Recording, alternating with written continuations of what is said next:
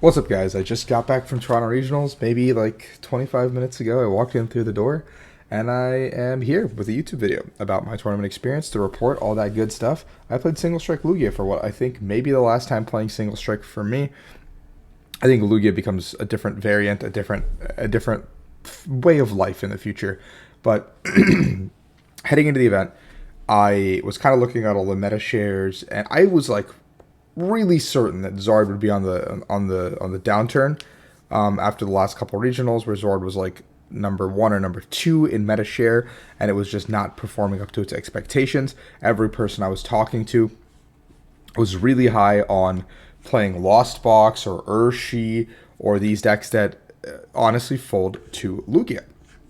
So coming into the event, I was like, okay, well, maybe Lugia is just really well positioned, but I didn't like colorless. I thought Single Strike always had a higher power ceiling, had a higher power ability with just T-Tar being there. And Reagan and I didn't really get into like almost 8 p.m., which kind of sucked because I didn't really have time to test, and Reagan had a headache and he went to bed. So Reagan, my Lugia guy, the Lugia god himself, and I were chatting, and he really wanted to play Single Strike Urshifu VMAX. But he didn't really have a good enough way to convince me to play it, so he could not convince me to play Single Strike Urshifu VMAX. That being said, I didn't expect that much Path decks to be prevalent. Like Path Mew, I think was the downturn. I don't think you really need Pumpkaboo to beat Moridon Path decks. So I figured in my mind, why don't we just cut the Pumpkaboo, which is just a bad starter in a lot of situations now, and play a Dunsparce to just make our Moridon matchup super, super good. Carlos Lugia playing Luxray, also really good. And Lost Box playing Raikou, also good. Like, can force all these weird situations out of these decks that want to be able to one-shot a Lugia. That's part of their game plan. We can put him on an awkward turn. Ended up being a pretty good card. We'll get there. Rest of the list looks pretty standard. It was either the third Iono or Jet, and I thought maybe one extra energy and having a pivot would be pretty good. I don't think it was really relevant, honestly, throughout the tournament, but yeah. And if I played this list again, probably Dunsparce just becomes Pumpkaboo just because of locals, and then your collapse can become a third Iono or something else, honestly, whatever you'd like it to be. So let's jump into the tournament report. I don't want to play against Joshua, who both games pretty much were pretty unfortunate for Joshua. I think game one, I kind of took like two prizes before they actually set up their Zard board. They were playing Babarrel, and like they showed me the hand. It was like a Babarrel, like they Babarreled them like 3 VIP pass or something. So their hand got stuck. Game two, they only got single Zard out, and their board was like Bidoof, Radiant Serena, and like two other things. And so I just put a collapse down so they could never put a Charmander down again, and I just hit into the Zard. And they drew for turn, and they just said, yeah, you got it, which I assume is because they were not able to draw a stadium out, basically, or Charmander, like, subsequently. I went up against Dan Sweetman, who was playing Gudra. Both games were pretty similar, where I was able to simply put a lot of pressure on the solo Gudra early, forcing an early Moisture Star, and by the time Dan was able to hit into any of my attackers, I was able to just kind of trade favorably, where I'd be like, okay, you hit into my Lugia, I'm going to hit back into you that you've used Moisture Star, I'm going to do 120. Like, I was able to get the first hit on the Gudra every single time before the Gudra even came up and did something. So this put me in a position where, like, Dan wasn't able to get full value out of the Gudra, but being able to, like, two-shot one of my attackers and then set up for another one. But this also, like, instantly gave me the angle of, like, I can hit you once through after Moisture Star, and then T-Tar will just finish the job every single time. And, like, I would set up the T-Tar preemptively, too, and allowing Dan to boss it if he needed to, but it didn't matter for me because I just needed one T-Tar hit to go through, and I just win off the back of that. Right there, I hit Brennan. I was playing Lost Box Turbo. Florida player, I played him before at Cups. Or not Cups, sorry, Challenges when I was there visiting. And both games were pretty relatively similar, where he was like a piece or two off of being able to like claw out the game, but I felt pretty comfortable that he wouldn't be able to get there because of my V-Guard on T-Tar, or just like the way I had set up the board. I think game two, Brennan was able to actually get the Raikou pretty early on and take the knockout on my Lugia, and I chose to not get Dunsparce, but actually get two Lugias instead, because I wanted to proc the gift because my hand was pretty bad, and I did open a gift, and so I was able to draw 3 more cards and the gift proc actually helped quite a bit in actually playing the game. And so I could have just gotten done sparse and like read the wind like normally or whatever, but I don't know. It just like this way I got to play the game that I wanted to play, which actually was a gamble that worked out in my favor. So now I'm 3-0. I go against Nathaniel Kaplan, who's playing Bennett Control. Game one, he's playing like the Shadow Rider with Shadow Mist plus Path, and he locks me. So the one matchup we're cutting Pumpkaboo the morning of, or like the night before, was actually really bad. It went from being a complete and utter auto win to a complete and utter auto loss. All three games, Nathaniel was able to get like a Shadow Mist lock like as soon as possible. Game one, he got it. I was able to boss twice, played it out, boss the third time, played it out, scooped. Game two, I bossed a Ralts. He had to evolve to Curlia to try to find a switch out. He did find a switch out in Forest Hailstone, giving him rope. I had the second boss in hand. I bossed the Curlia back up, broke the lock immediately. Just immediately went into T-Tar and just started milling his top cards. Because the way you beat control is you mill as well as just start cracking, because the single strike energies are technically reusable energies, so he can't stop that. And everything in his deck just loses to a T-Tar. So that's just pretty much the game plan. Game three, he opens the Shadow Rider. He gets to go first, has a pretty insane setup. And then I have my turn. I draw, I get a Lugia. I attach to T-Tar, a V-Guard, and I pass. He goes, draw, Sealstone, attach, Shadow Mist. And I'm like, this guy just forgot to put Path into play. This is ridiculous. And I look at my hand, and it's literally just 5 Pokemon and like an energy. And I'm like, please, please, please let me top deck like an Ultra Ball or anything. Even one Archeops into play. Like, I don't care. Like, one Archeops will win me the game. It does not matter. I just need to get something into play. Nope. And he doesn't remember it for like 3 turns, and he goes, I'm so bad, I forgot Path. I'm like, yep. So a little bit of frustrating loss there. Could have played a little bit slower, I think, to take it to time.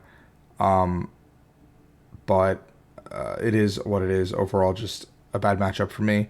Round 5, I go up against James, who's playing Guardy.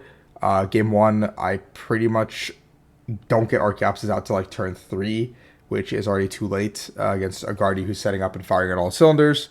So it ends up just being a loss. And then game 2, I have to Archeops for 1 because his board is already pretty set up by the time I get to play. And so just like a double brick. So I went from 3-0 to 3-2 pretty quickly, and I was like really tilted just because I felt like both games were completely out of my control. And that does happen with Lugia, and it's like a risk you assume going in. But like I just was pretty frustrated. Like, even though it does happen, it's just you're fine. Like, you're allowed to get frustrated, right? Like, it is a thing. Round 6, I went against Carson, where like the reverse happened, where Carson didn't really get to play Pokemon, and like both games I just like put Dunsparce into play, and the game was over in like 4 turns. Like, Carson was not hitting generators, nothing was going his way, and it definitely was like a feels bad. Like, Carson could have been on the same path. Like, that could have been either of us in that situation, right? Like, after I just basically got double bricked after James, like, could happen. So turns around there. Then I go up against the Kyogre player. Game 1, I don't have any indication that it's Kyogre, so I end up just playing, but I do collapse everything properly. But at the very end of the game, he has the exact pieces to go vacuum my stadium, horn back Luminian, and Aqua Storm for 4, which is actually very important because he could not do 5 based on some of his lost zone targets and stuff. I like counted some things when I knew it was going to be Kyogre, like towards like the second to last or third to last turn of the game. Like, the indicator was clear, and which is unfortunate because I like could have maybe gone into Crag had I known that and tried to pitch his resources, but I don't know, anything could happen, right? Obviously.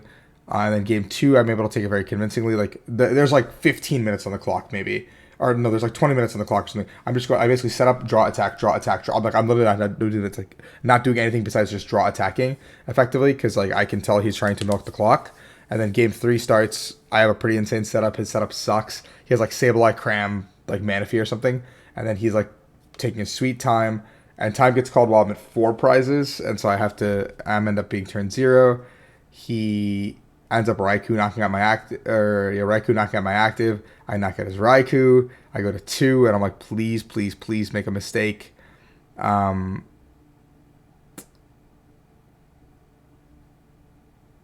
Yeah, because no, sorry, I kill Raikou to go to 1. I'm like, please make a mistake, or like, please, like, play one more turn out with me type of deal, but I know it doesn't benefit him anyway because a tie still keeps us both alive. So he takes the tie, and we advance to now 4-2-1. I have to win my last two to advance, so, risky situation. I go up against Kenneth in round 8. Kenneth has like a pretty rough start as Chen Pao. Takes the first knockout on my Lugia. I'm able to respond onto his Chen Pao. He goes Greninja the following turn, and then I boss backs and I take it out, and then he concedes the game. So I think he had Pokestepped away another backs, and not a candy, but just like a backs, and he used the rod for something else earlier. So maybe he only played one rod. I don't really know, but that was unfortunate. And then game 2, he like opened Friggy, benched Greninja, used Greninja, pass, and I was like, okay, maybe he just doesn't want to bench a 2-prizer. And then I do my whole turn 1, and then he goes stop, nothing good, retreat into Greninja, candy backs, pass, and I'm like, okay. Draw, boss backs, knock it out, and that's just the game. So Chen Pao gets 1 out of 3 games. We'll just break, so it happens. Round 9, I have against Joaquin, who's playing colorless Lugia. Game 1, I get to go first, which is really huge. They only play 1 V-Guard, and I know that, so I get the knockout on his Lugia. He goes second Lugia, hits into me. I just retreat, go into T-Tar, blow him up, and he concedes the game. Game 2, he opens Drapion, which is really bad for him. He sets up, doesn't get the first attack off. I get the first attack. I knock out the Drapion. He Luxray knocks me out, which I bench locked myself without putting Dunsparce into play, so kind of a silly mistake there on my part. And then I boss the Lugia and one-shot it with T-Tar. He brings up Luxray again, hits into me, and then I pretty sure I had to flip an Aroma, and I got the tails I needed to get the fish for boss for game on his Luminion on the bench. But I think I saw him winning in that position because he's at 4 prizes left, and I'm at 2. So if I just put down like another T-Tar or like a Stone Journal or anything, and just attack with T-Tar into the active, I'm at 1 prize, and he still has 4 to take, so I don't think it's physically possible for him to win the game from that position. So yeah, I end up winning. I think colorless versus single strike is very one-sided. In my personal opinion, I think it's very, very one-sided in single strike's favor. And so I end up moving to 6-2-1. I'm advancing to day 2. A huge slog ahead of me. A lot of work to do. You can see my day 2 matchups were a little bit kind to me. So you can see how my day may have gone. Jackson's actually not Palkia. Someone's got to change this. Round 10, I hit Aban, who was playing Urshifu. I win game 1 pretty convincingly. Game 2, I draw past Scoop basically in 3 turns. I read the win twice, and then I concede. Game 3, I set up normally, and Aban just loses.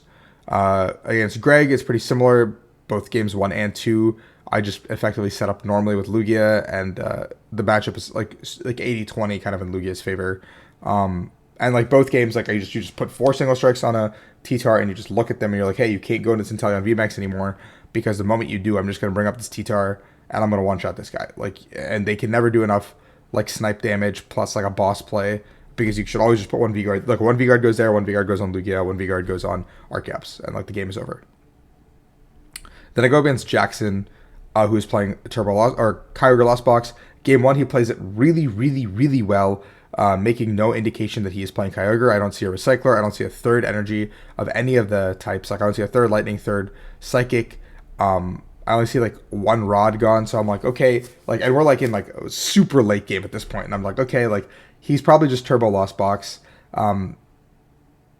Like I don't have a reason to believe anything else, because like I had like at this point I had like a really bad headache. Also, like I was just not doing too hot at this point. And he ends up showing me like the double Recycler at the very end, plus the gate, like double gate onto Kyogre, and I was like, cool, yeah, okay. Like I'm in my mind, I'm thinking like, what cards could he be playing that I'm not seeing? And like it just made sense that it was just all turbo cards still. Like I'd not seen a lot of his turbo cards, and so I was like, okay, it makes sense that I haven't seen these pieces. But it was Kyogre at the very end, so he did get me. And then game 2, I opened Luminion attached pass, and he got the turn 1 Raikou, which, Jackson got me. And then, so that's my loss. I am now eliminated from potential top 8 contention.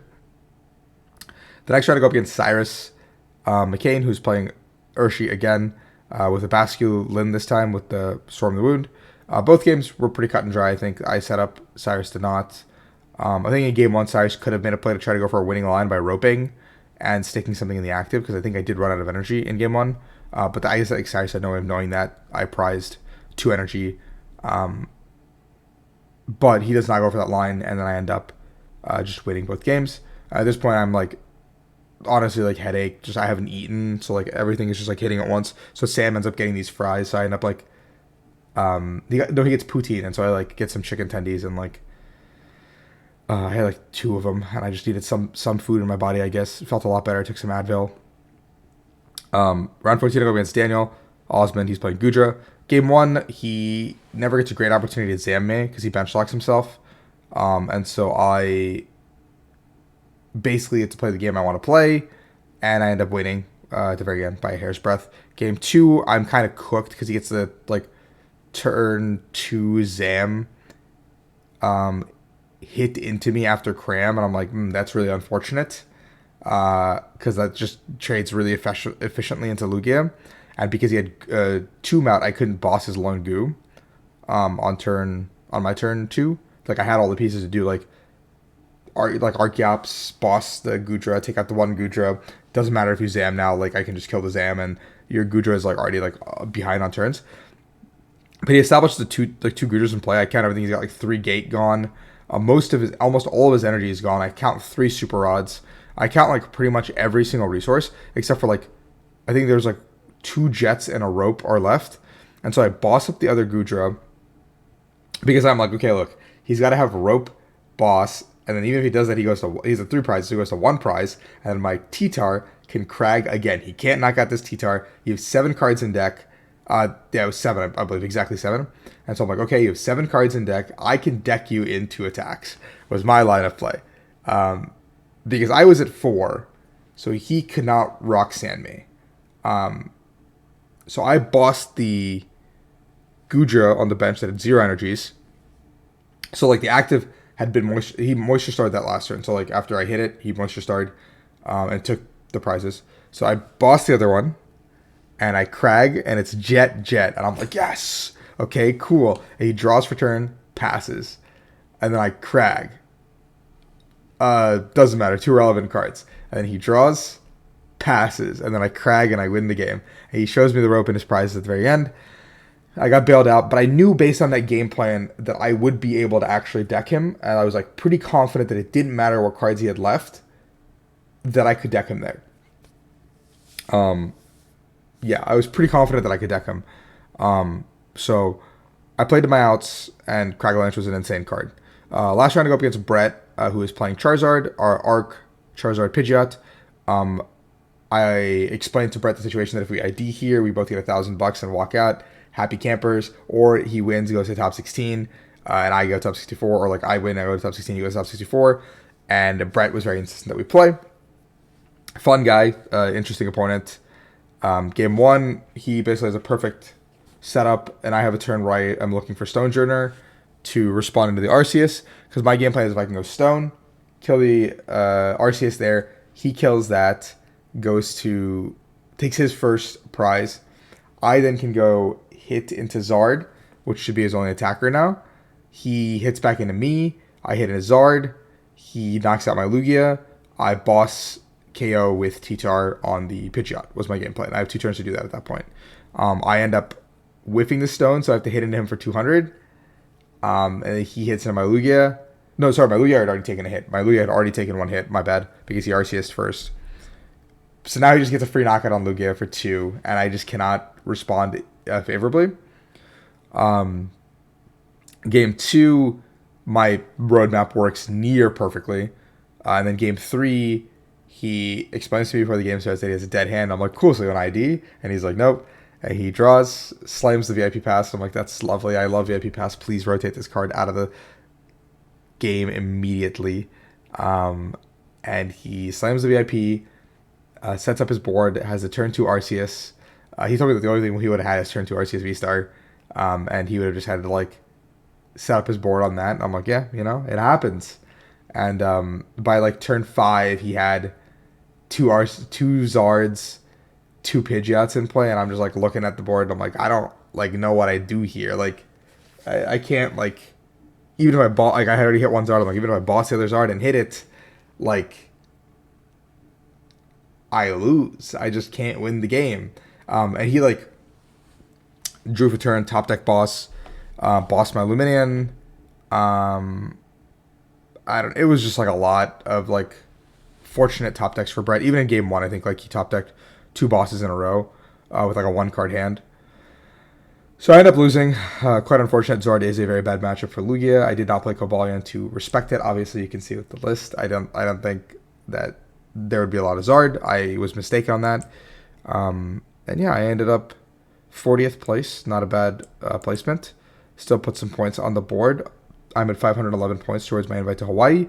Should be there hopefully in LAIC. So thank you guys for always all the support and watching and stuff. A lot of you guys actually came up and said like my content helped you make day 2 this time for the first time ever. Like that is sick. Like you guys, I didn't do anything. You guys are the ones who are playing the game and doing your best. So keep on rocking on.